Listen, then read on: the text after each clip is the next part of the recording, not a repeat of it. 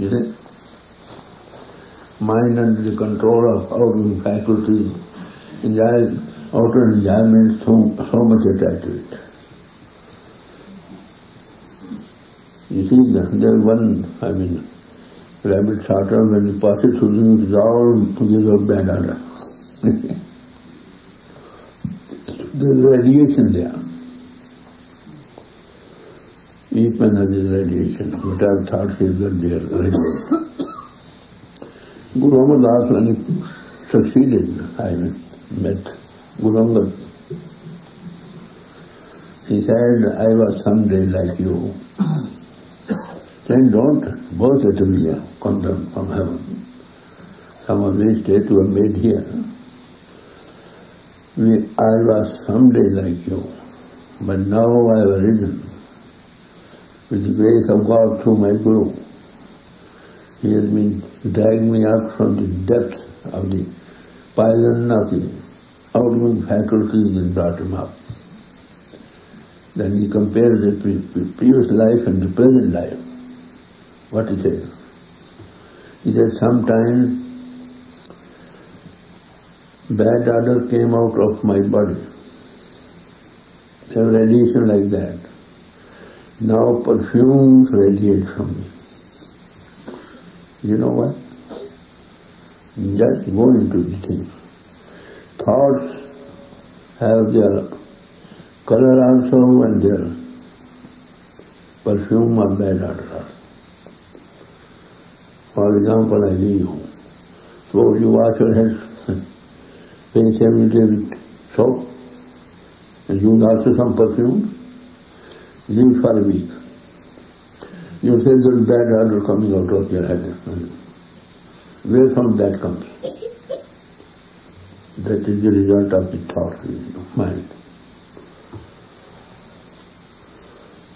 So Guru Amar Das said once, people are after cleaning their outside body. Poor fellows do not know the whole is due to the mind within you. Again you see, every thought has its own color too. By radiation you can find. You got yogic eye. Whatever thoughts are, you have lusty thoughts, thoughts of anger, then radiation will be like red-black color will come out. Those who have got greedy thoughts, they just like the fire burning like that. If you have pure thought, then perfume will come. Master used to relate one event that once he was passing by, he had the sweet fragrance. And he said, I looked all around, where from this is coming? When he passed that way and I found one man sitting there, he was a saint. He was God-intoxicated man, radiation. Those who have got nose, I would say no. They can smell that thing. Our masters were pure, they smell, oh, there's radiation coming. We don't mind because we are so much, you see, there's already dirt for instance, say, a kilo or a mound or anything like that. If you add a little more, what difference does it make? That is why we don't feel it.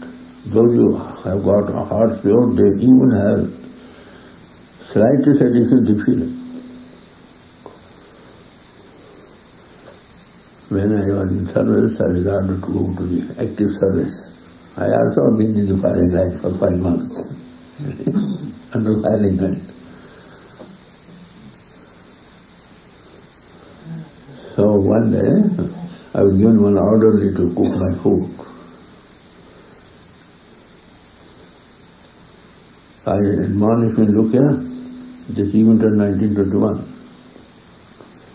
When so long as you are in the kitchen, mind that no foreign enters you. You may be reading the scriptures, all your thoughts in the scriptures are love of God. Mind that.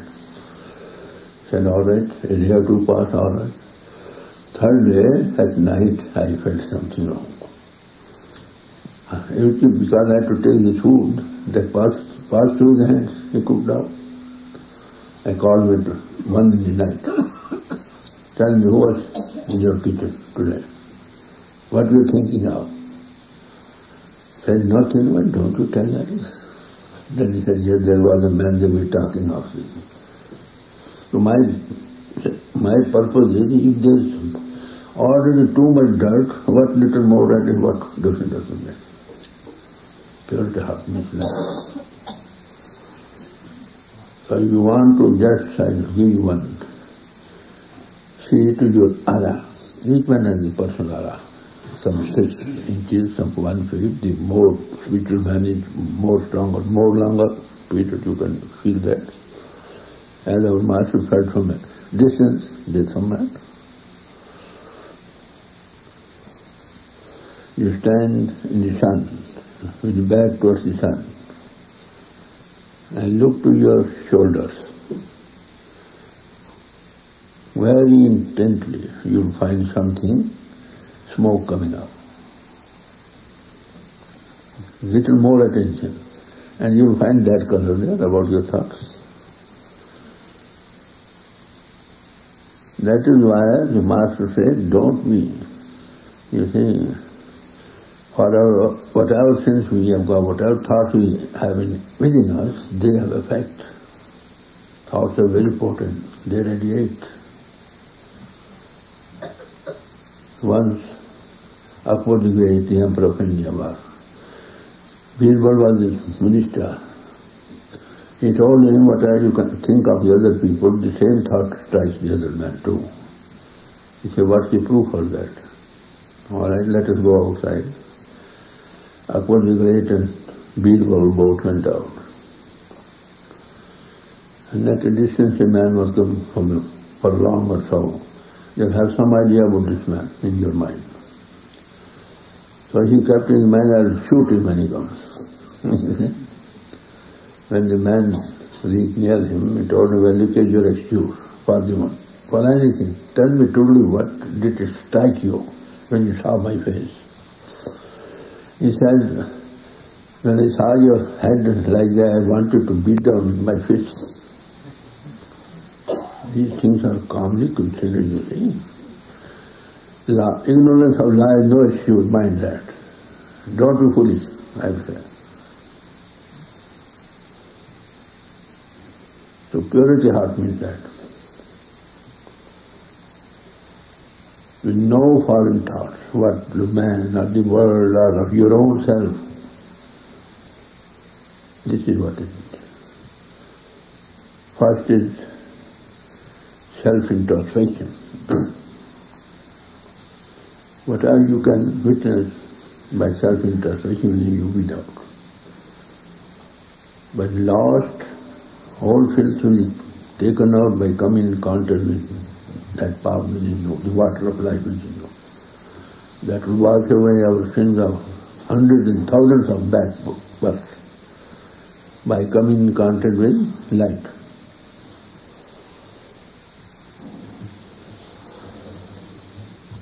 So Guru Ramdas says that firewood, heaps of firewood are there, if you put a little fire to it, then the whole is burned down to ashes. Similar, there are heaps of our sins of the past ages, heinous green sins. If you come to a master, take these with little ray of that light within you, that will burn away all. So first in the outer things, we have to cut down one tree, we must charn off its branches first. To enable you to cut the stem easily, that's all. So all must be what spirituality. Spirituality means knowing oneself and knowing God. Nothing more, nothing less. But that one's purity of thought. That is why two things are given to you. Time you have changed. You are given something to start with the very first day. The soul which is overburdened with sins of the past hundreds of births, you are given a boost. that burden a little shaken out. You're dragged apart, you see the light, that is start with. And further you are to, without all imperfection, to maintain that thing.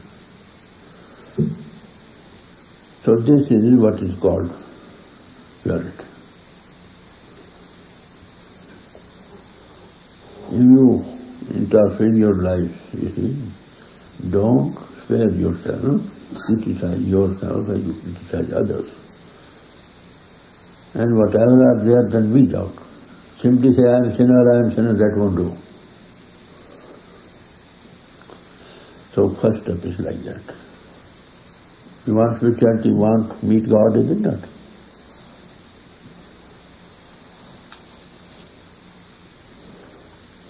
You'll find we sometimes have, the desire is the basic thing, as I told you this one, desire. You desire something to meet somebody, to have somebody, take possession of something, somebody, and something. Then what you do? You do your best by hooks or crooks to have that, possession of that. You won't care what means you are adopting. And that attraction, in the beginning it begins to be very attractive, that thing. But later on, what is the result? You will fight it out. Sometimes you cannot find it, cannot have this. You have to go to very evil means.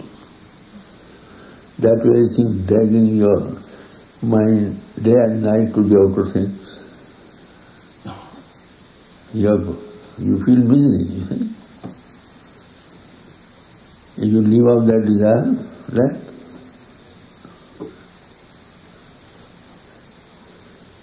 So, you see in the world, suppose a man wants money, wants possession.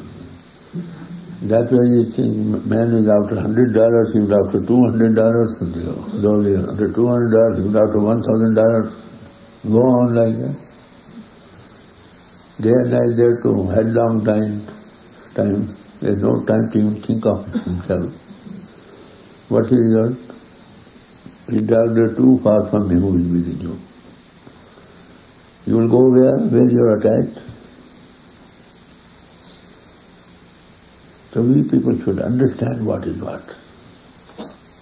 Spirituality is not difficult. It's a matter of very simple way. So all these things which now seem very attractive to us, they result in misery. So in man body, this we have been doing in the past. Man body was the golden opportunity in which we could have retrieved that our Godhood. We have got, introspection. We have got discrimination. Make the best use of that. Discriminate between right and wrong. Vedas also say, "Oh God, lead me from the unreal to the real." We have got that discriminative power each 1 hour. In the beginning, when you're just going to do something wrong, you have got to shout from within you, "Oh, should not do that." Or when you have to steal somebody's thing. First day when you've stolen it, you'll feel. Look already afraid of. When you once, twice, 4 times, 10 times, you become brave. You see? That imperial wall which you once broke, but that wire from within, conscious wire does not come. In the beginning, that always gives you that you are doing wrong, that afterthought. He does feel, but he is dead so much outside, he cannot, he is dead. You follow me what I mean by purity of heart? I am not telling you new things. These are all the things which you already know. But we have to live up to it. These very things which appear to be very attractive, very loving, this and that, these very things become later on result in misery, disappointment. And attachment results to even another birth will have to be attached like that. So staying enough, there is one mind, one heart. And there are so many things, so many irons in the fire. Our heart was meant, what for? For God. That was throne of God within us. We should not let anybody to take that throne, take position on the throne, except God. But we always, every minute we allow everybody to take position of the heart. And we are later on dragged like anything. What's the result? This is not all. One desire, I'm talking about one desire. Then every day that desire grows and more. Mind is a position, whatever you want, you give it, still you want still more. He's not satisfied. The Upanishad tells us what is that, by knowing which you need no further knowing. You see? By having which you need no further possession of anything. Only if you attach yourself to God, then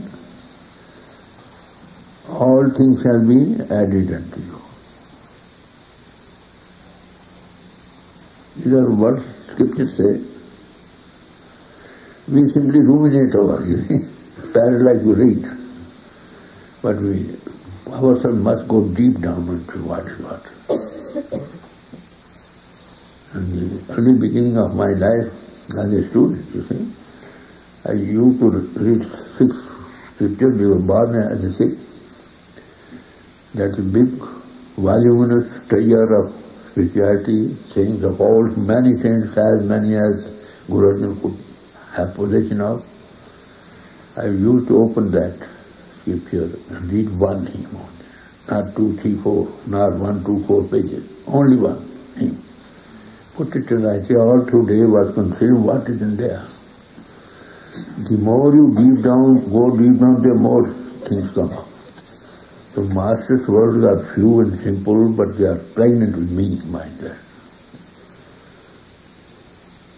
The more you think of them, the more you go deep down into them, the same radiation comes to you. Your heart is pure. That's the point. That's why I say, as you think, so you become. This very thing you know daily. I'm not telling you anything new. So with one heart, one mind, you have got so many irons in the fire, and daily from day to day increasing. So what about that heart? How can that heart expect to come? God will manifest in that heart. That's why it said, blessed are the pure in heart, for they shall see God.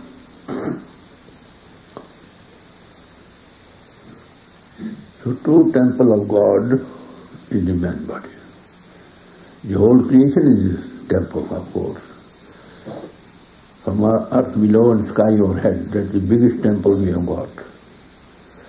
And the miniature scale man body is the temple of God, and which is that. And he also resides in this. The models of which are made outside by the hands of man.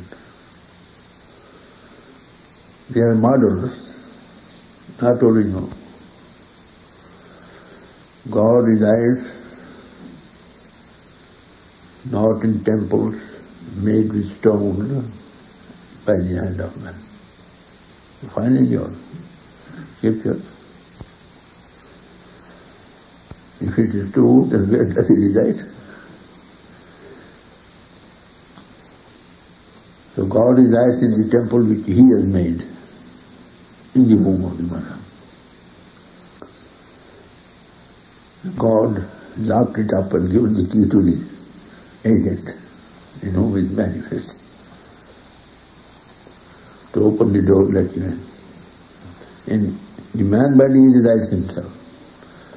Quran says, "Oh man, I am the hidden treasure within you. Why don't you dig me up?" All scriptures say that. Guru Nanak says, well, there are treasures of divinity within you. Why don't you seek the advice of some master? Have them. It is within you all, whether you are Mohammedan or a Christian, anybody. And everybody has the right to dig it up. It is there. So this we can do only in man body. Now what we see, for want of practical people we have forgotten. That body is the temple of God.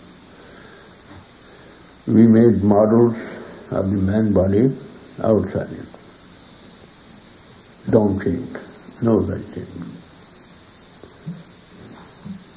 Forehead shape. Putting symbols of God into expression power, light and sound there. So having forgotten that the man body is too temple of God for want of practical people, because there was nobody to give us a demonstration of that, how to see the light within this. Take it that the light within you is not darkness, you see. So all must speak of that. For want of that we are attached to the outside things we are made by us as models to show to the new seekers that such like light is within you, such like sound peaceful is reverberating within you. The result was they stuck to the outside thing so much so that they take that to be real and this unreal. I don't say to go to temple or church is bad, it's good. They are meant to show us such like light is within you. Somebody should be there to tell us what is what. I remember Dr. Johnson, who came to India at the feet of Master, he was a clergyman first. I went to that church, they gave a talk, I was there. I told them. He first went as a missionary, then he sat at the feet of Master. Came to know the true import of the scripture. I went to Washington somewhere where the highest temple is made with, I think, thousands of dollars. Willamette, Illinois. Yes, but there were 9 doors of the temple, big doors, as high as anything. And there was one open door, hole above. I asked him, what does it stand for? He said, to let in 9 religions to come inside. You know, for want of practical, what happens? I was in service, I had a Christian superintendent under me. It was a matter of Lahore. Bishop in charge of the church out there was considered to be the most advanced in India.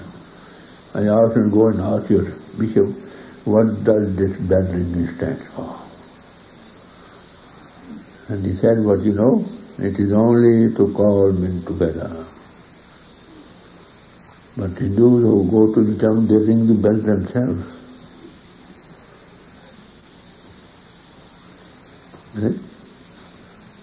So worldly-wise are not sure to have everything.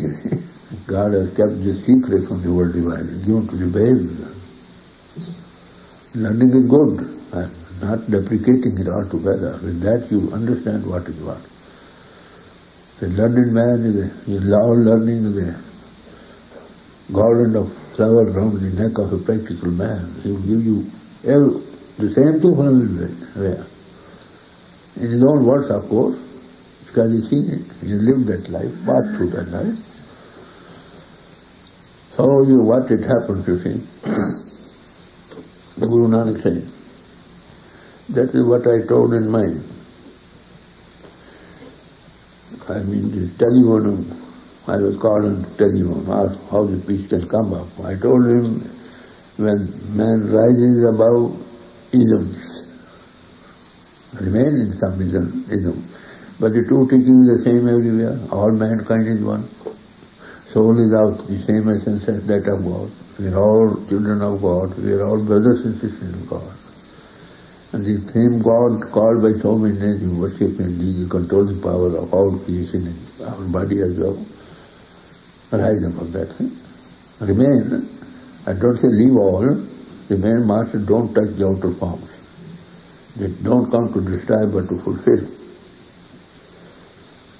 But for want of practical this happened. Result is the literal pinnacle of any temple or church or mosque is broken.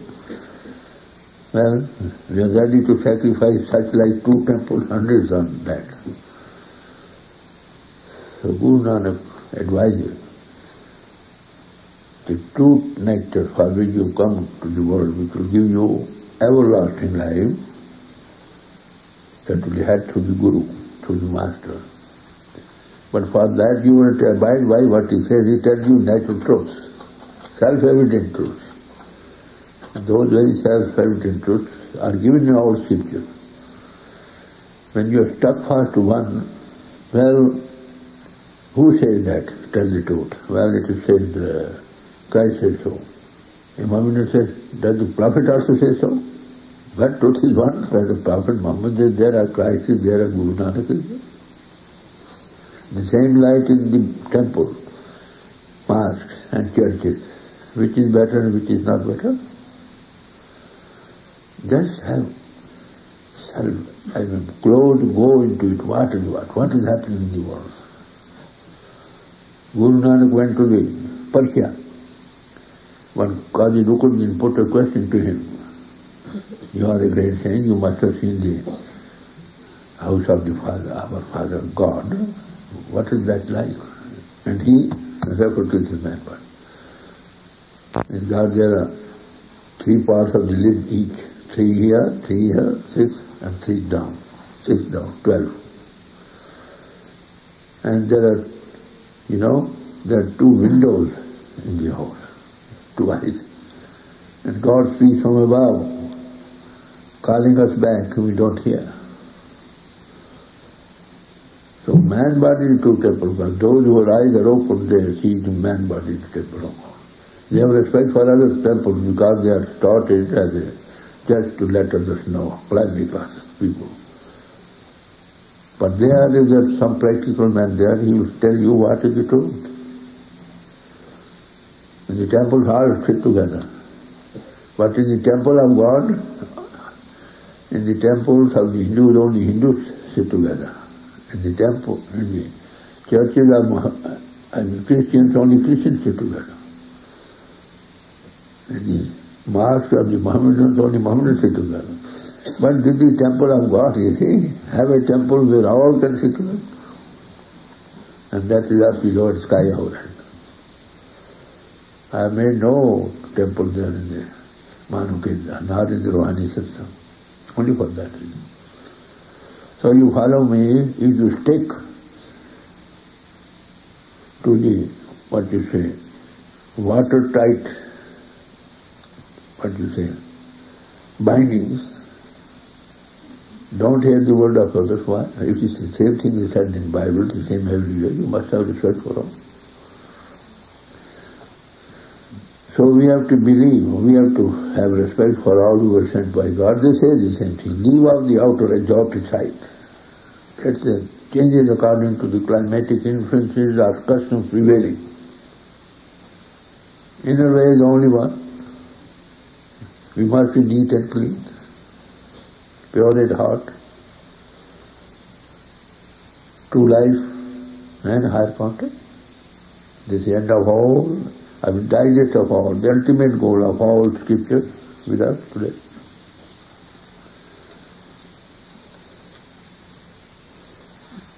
So you'll find in the mosques, what do they do? There's one dome made there.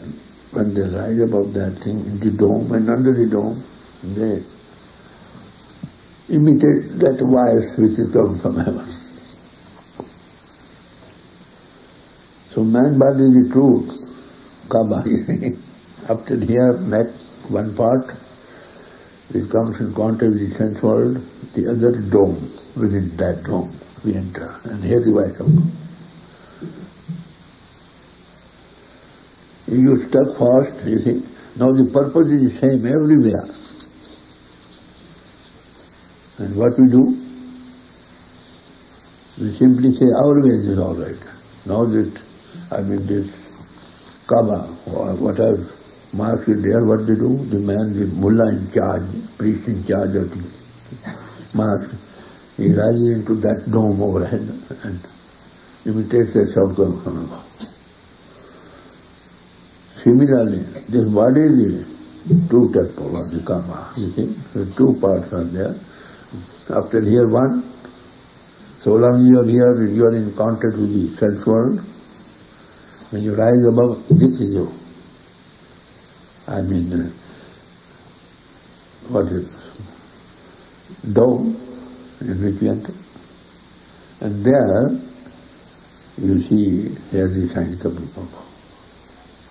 When you rise above body consciousness, at the back of the eyes, into the dome we enter.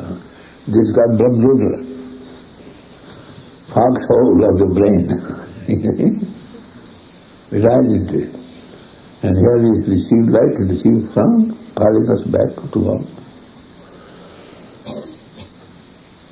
And when you catch that sound, that is called the sound principle, or kalma, you see, or nada, that you can catch only when you rise into the foxhole of the brain, Brahmrudra. And that leads you where? To the place from where it is emanated. So there are two things within us. One is sight, or net, and one is our soot. So in the light we go, have our traveling, you see, and the sound principle guides us where to go. So we have got two aspects of living us. One is called the sight, net, the other is called the soot. So you go to a wilderness. It's all pitch dark, all cloudy. Nobody to guide you where to go. You cannot stay there overnight because there is danger of life. You look all around. You do not find any light, any lamp burning. Then you put your ears. Is there any dog barking? Any machine running? You hear some sound, you direct your footsteps that way, and you reach that place. On the way there are pits, you may fall down. If somebody gives you some lead to go through, then you won't fall in the pits. In light we travel, and by sound we are guided. So when you go there, you find light. You have sit in meditation, you find light, is it not? When you do, you find light. When you come up here. By the grace of God, this dimension you have got. Anybody, A, B or C, who is initiated or not, when he rises, you see light. Light is there. He is not to let the light, he is not to visualize the light, he is not to premeditate the light, it is all there. We are the children of light. God is our light. Take it that this light is not dogma. That's all. What do you find? Amongst Hindu there is a custom, you see, when man is dying, they just burn some light, candle or something, puts on the palm of the hand, and ask the dying man to look into the flame, and the mantra that they read in Sanskrit, that means this light will go along with you here and hereafter. A poor man dies, the candle and the palm don't remain here. What is that light? The Guru Nanak says, when you withdraw your attention from outside, all outside, and concentrate at one place at the back of the eyes, there you will find that light is burning, candle is burning. If you light such a candle, this will help you here and here. All things are referred to it. Kabir says, there is one light being lit without wick and without iron.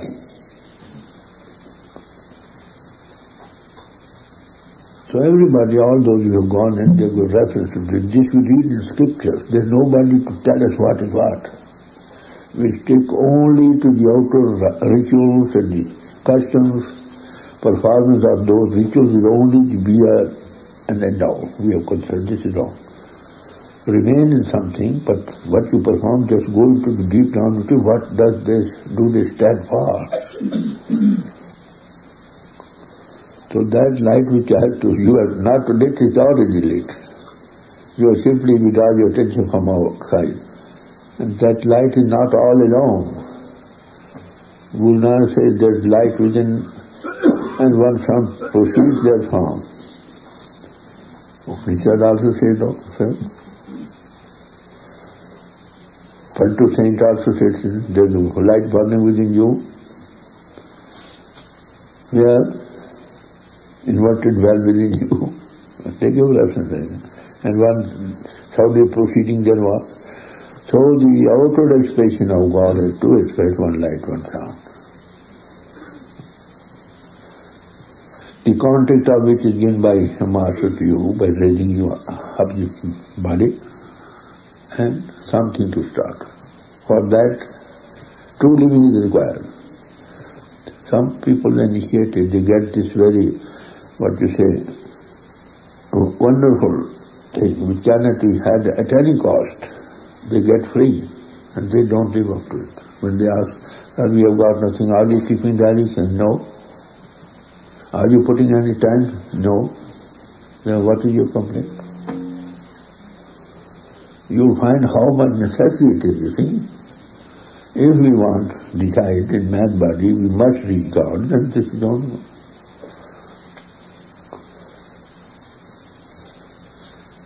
Swamiji tells us, well, just collect all your attention into the back of the eyes.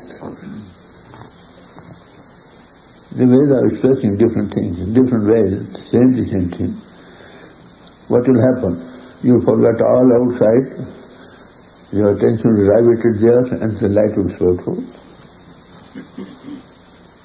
And you will be convinced, you have seen it. Some people say, we have seen light. Oh, we are not sure. Oh, when you see light, who will be sure in your place? Don't be skeptic, please. When you see something, go on with it. 100% if you keep the commandments of the Master, you work wonders, I will say. I am not telling you anything new, it is given in scriptures. The light of the body is the eye. Have you read it, Bible? What does it say? If therefore thine eye be single, thy whole body shall be full of light. I am quoting only from different things to show that the inner way is the same. The rituals and outer way of living and customs differ according to the climatic influences or custom prevailing. You go to a church, there you sit with bareheaded is a sign of respect. But if you go to a Sikh temple, if you sit bareheaded, they will take it easily. So this is what the Master says. So when the Master meets us, oh my God, that is fly out like anything. When Master meets somebody, we go to him, we are blind, we are deaf. When we meet him, we begin to see and begin to hear. So Master's job is just withdraw your all attention from outside and give you a demonstration of that, how to rise above body consciousness to the seat of the soul in the body. And your single eye or third eye is open, you see the light of God. And you bear testimony to it, this light. This I will think, very rare gift you have got, and if you don't make the best use of it, what to say? We are greatly fortunate we have got a man body which is the highest in all creation. You see? All are great, what you say, of great fortune to have the man body. But those are more fortunate to get the way and tap inside, who meet some living master, who gives them way up.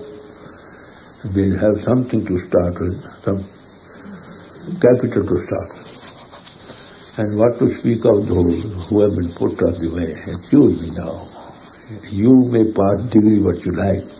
Those who have been put on the way, given something to start with, whether less or more. After you got something, and they don't live up to it, how unfortunate.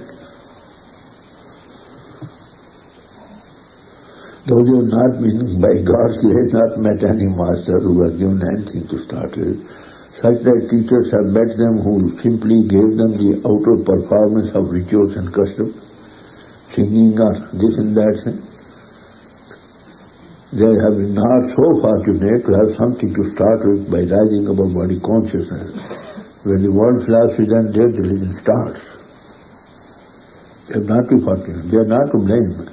And I think you may pass degree, what will be the fate of that man? How unfortunate. How great heinous crime he commits against his own self, who is put on the way and does not live up to it. The whole thing lies, you rise above him. And these are 12 different ways. So we are all reading in the same class of humans to reach God. The Master's way is not one watertight label to put on. They say all are human beings. East or West makes no difference. It is you who have made East and West. We have got, of course, the East is for the East and the West for the West, and both shall never meet. But Master says, no, it is the whole house of our Father. All countries have so many rooms in the house of our Father. So man body will got the temple of God in which live it, and by grace of God somebody comes up to give some tapping inside, raise our attention from all outside and from the body below to rise up to the eye level, at the back of the eye, and that light is spoke when you see first thing. Go on progressing with it, don't let it out. So this is what I say, all masters come, they don't come for any ism, you see, they are not the monopoly of any sect. They are the monopoly of all the world over.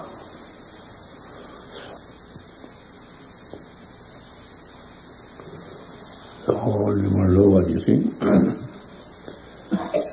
We are all served by two servants night and day, is it not? They got the same privilege from God outside and inside. According to the karmic reaction of the karma, we some go high, some low. Unless we lose that ego within us, we cannot be saved from coming and going on the wheel of life. So when Master meets, you see, he takes you out of the wheel of life. You see, your ego is eliminated. And you see, he did what I'm not doing. So this is what the Master all put before us. Just what you have heard. I have not told you any new thing. But the old thing remains only to live up to them. If you are stuck fast to anything, that will result in what, you know? In cleverness, in narrow-mindedness, in close-fistedness, I would say, bigotry. When you rise above, you see all the things. That school of thought is appreciable, that it turns out two men like that. So they all started with a noble purpose. For want of practical people, and I would say paid preaching, the whole havoc has been done.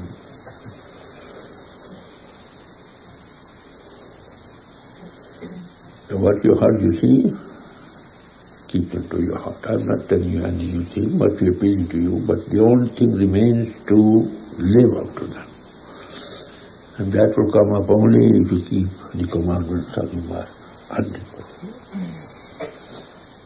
The strong man revels in his strength, and the weaker man wonders how he got it. But he has not got it one day. You have been given something to start with, you see. And also somebody to help you who takes you under his care, that God power. What more you want? If you now even delay, then what you say, it is most unfortunate. So, in the case of Christ, he was born as Jesus. Jesus was the human form at which Christ's power manifested. And Christ's power never dies.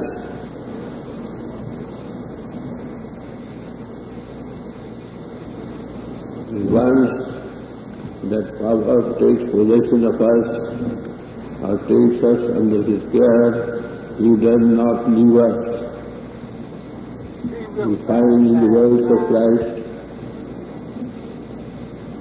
I shall never leave thee nor forsake thee till the end of the world.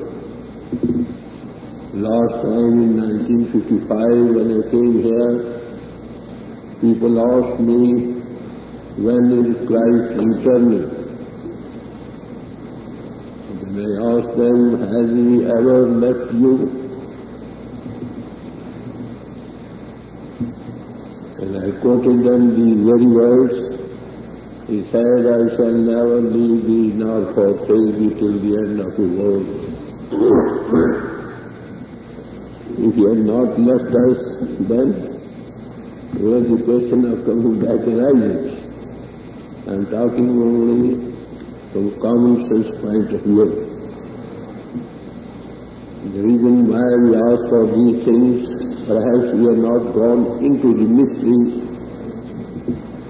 of Christ. What was Christ? You see that God power appears from time to time at the form of the human form to guide the child in humanity, to give them a way back to God.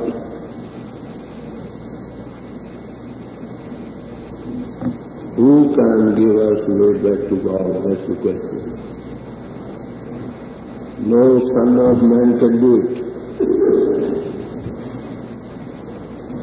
It is God alone who can lead us to God or give a contact with God. He has got no equal, no brother, no father, no mother. And that God resides in every heart.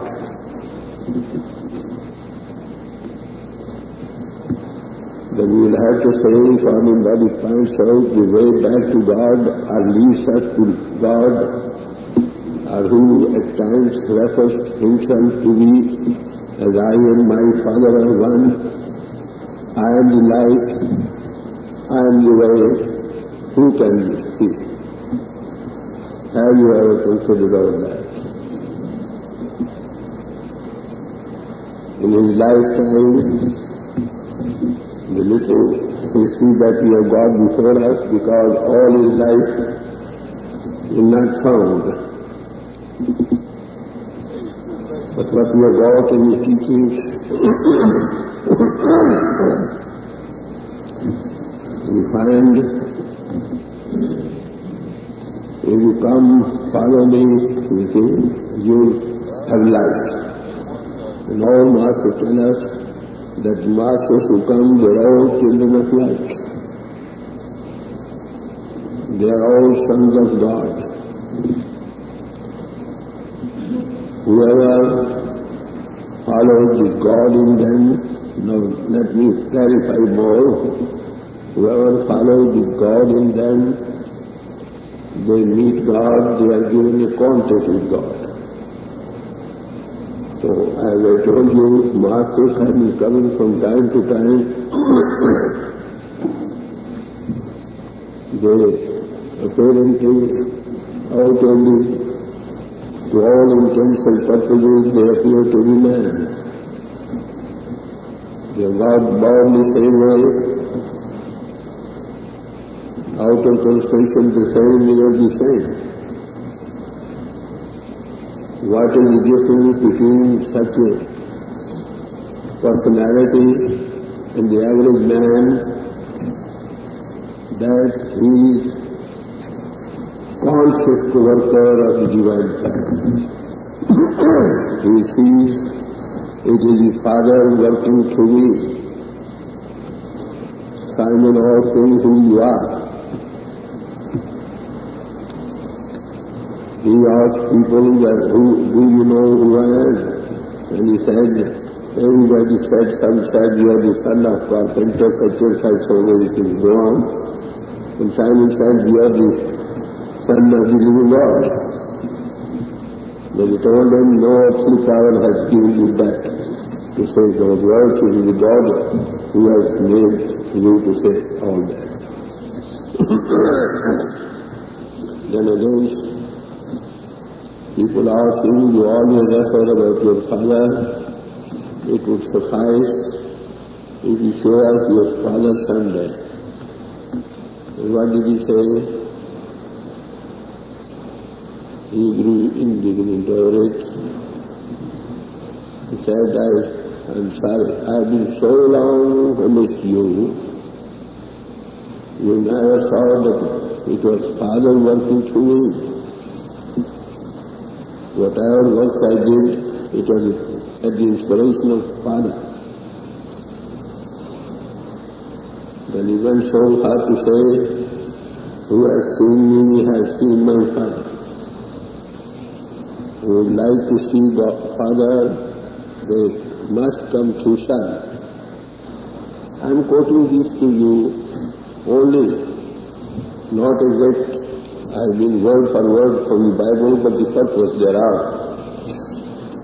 So what it meant, you see, he said, I and my Father are one. And I told you such that Christ is a God power, or Guru power, what is called, which appeared as the Son of Man called Jesus. I was giving a talk in the Unity Temple, and when I gave out these thoughts, then he asked them, what is your opinion? And here's their opinion. I am simply quoting, not that I am doubtful about it, but only that men are coming round, they are awakening to the truth. What he says, who is Jesus Christ? God's Son made manifest to man to teach man and show the way and the truth and the life. He came to show man how the Father would live if we were a man. He was God in man. Then he says Jesus was the transcendent incarnation of God. Transcendent incarnation of God. Then he says, what is the difference between Jesus and Christ? Christ existed long before Jesus. Jesus is the man born who perfectly manifested the Christ in him. The Christ is the divine side of this God-man. Jesus, the human, existed long before he was. You follow? Where Christ power or God power or the Guru power is the same. That God power manifests a human form to meet with the demands of his children, those who feel hungry for him, those who feel thirsty for him. There's food for the hungry, water for the thirsty. Demand and supply is the law of nature. Where fire burns, where oxygen comes to help. As a man in whose heart there is hunger for God, that God manifests at some human form to guide the child humanity. Son knows the father, and others whom the son reveals. So I told you this Christ power existed ever since the world began. That when manifested from time to time at the human forms of the various masters. How can we recognize this fact? Just go and find out by thorough study of religions, you will find the same teachings given by them and the same assertions made by them. Somebody asked me in my last visit here, Christ is the highest. I told him, I greatly God. That's all right. But if other masters also utter the same words, how will you take them? He said, because he said, I and my Father are one. That's right. Then I quoted about 4 or 5 other masters who said the same thing in their own language. Guru Arjan says, son and father have been died in the same Kaga. Then he says, well, father and son have taken up the same business. Then Guru says, God ordered me, go, I just make you my son, guide the child humanity. And so many others too. This is only to show that Christ did live even before he entered the sinless body of his mother. So we have regard for that Christ power that existed before and after continues, sunset continues. And that power resides in every heart. But that is latent. When any human form that power is manifest, means as I told you before, who can give you a quantity God? No human, no son of man can do it, except the manifested God power in any human form. When you come across to them, they have the competency to raise our soul from the bondage of mind and out in faculties to give you a quantity hit. So we are resolved for all human forms that is that Christ power works from time to time. It is a blessed day that we are just gathered here, participating on a day which is celebrated as the Christmas Day. Well, what is the purpose of celebrating such birthdays? We should understand what teachings they give us. We have to revise those teachings. We have to see whether we are following those teachings which they came from time to time. Blessed we are. We are proud of them. Question arises, are they proud of us? True celebration of a great one's birthday is just to understand the teachings what they gave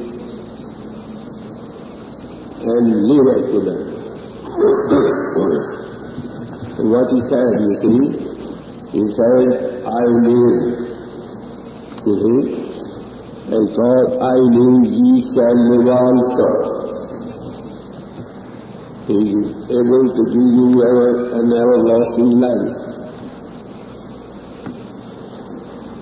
You know, Christ referred himself something in the Bible, in the Scriptures, whatever record we have got. He says, I am the bread of life. This bread of life has come down from heaven. Whoever partakes of it has everlasting life. God is light, God is light, God is love. So what was the bread of life he gave?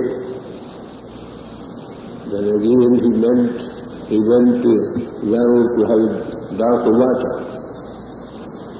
He asked some Samaritan lady over there who was carrying a pitcher of water over her head and asked her to give water to drink. And she, out of inferiority complex,